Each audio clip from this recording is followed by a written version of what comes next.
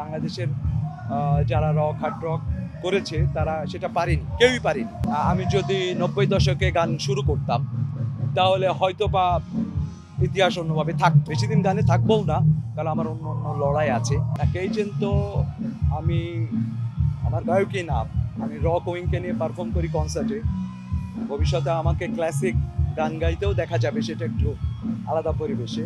Rock hard rock thrash metal আর classic সব গানই আমি গেয়ে থাকি। তবে আমার কাছে যেটা মনে হয় সেটা হচ্ছে বাংলাদেশের মিউজিককে নিয়ে যাওয়ার জন্য এটা আমি ইউরোপে নিয়ে যেতে চাই, যেটা আমাদের বাংলাদেশের যারা রক হার্ড রক করেছে তারা সেটা পারেনি, কেউই পারেনি। পেরেছে, বিদেশে যায় প্রবাসী বাংলাদেশিদের গান শোনায়। আমি সেটা চাচ্ছি না। আমি চাচ্ছি যে বাংলাদেশকে প্রতিনিধিত্ব করতে ইউরোপ আমেরিকাতে সব জায়গাতেই আমি কাজ করতে চাই এবং বিদেশি শ্রোতাদের সামনে আমি হাজির হতে চাই। এবছরে সেপ্টেম্বরে আমার শো আছে, প্যারিসে আছে, এথেন্সে আছে, ইউকেতে কথাবার্তা চলছে। সব মিলে আমি আশাবাদী যে তাদের শ্রোতাকেও বাংলাদেশের কেউ যদি আকৃষ্ট করতে পারে সেটা আমার জন্য একটা বড় পাওয়া হবে। তো আমি আশাবাদী যে সেপ্টেম্বরের শোগুলো নিয়ে সারা বিশ্বে, শুধু বাংলাদেশের গণমাধ্যম না, মোটামুটি বিশ্বের অন্যান্য অপর গণমাধ্যমগুলো সক্রিয় ভূমিকা রাখবে বলে আমি বিশ্বাস করি।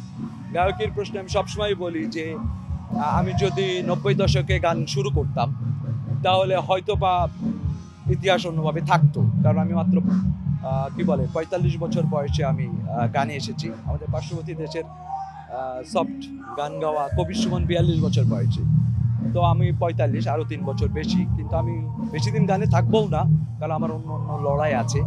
কিন্তু আমি যেহেতু এখানে এই প্ল্যাটফর্মে কাজ করছি, আমার সাহিত্য সংস্কৃতির সকল শাখায় 22টি শাখা আছে, গানের জগতেও আমি আমার শ্রেষ্ঠত্ব প্রদর্শন করতে চাই। সেটা শুধু বাংলাদেশের মধ্যে না, সারা পৃথিবী আমাকে চিনুক, কেইজের নামে চিনুক, সেটা আমি হয়তো চেষ্টা করি।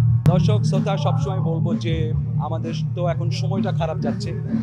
একটা 5 আগস্ট ছিল রাজনৈতিক পট পরিবর্তনের সময়, আমাদের একটা সবার ভিতরে একটা শঙ্কা ছিল। এখন আবার কোভিড আবার ফিরে আসছে, তবুও আমাদের গান থেকে সরে আসা উচিত হবে না। এখন তো আর অডিও সিডির ক্যাসেট বাজার নেই, তবুও সামাজিক যোগাযোগ মাধ্যম বা অপর অন্যান্য গণমাধ্যম দিয়েই আমাদেরকে, যারা সত্যিকারের শিল্পী সত্তা, তাদেরকেও কাজ করতে হবে আর শ্রোতাদেরকেও গান শুনতে হবে। আমরা আজকের যুগে টিকটক বা অন্যান্য বিষয়াদিগুলোর পিছনে অপ্রয়োজনীয় সময় ব্যয় করছি, অলস হয়ে পড়ছি।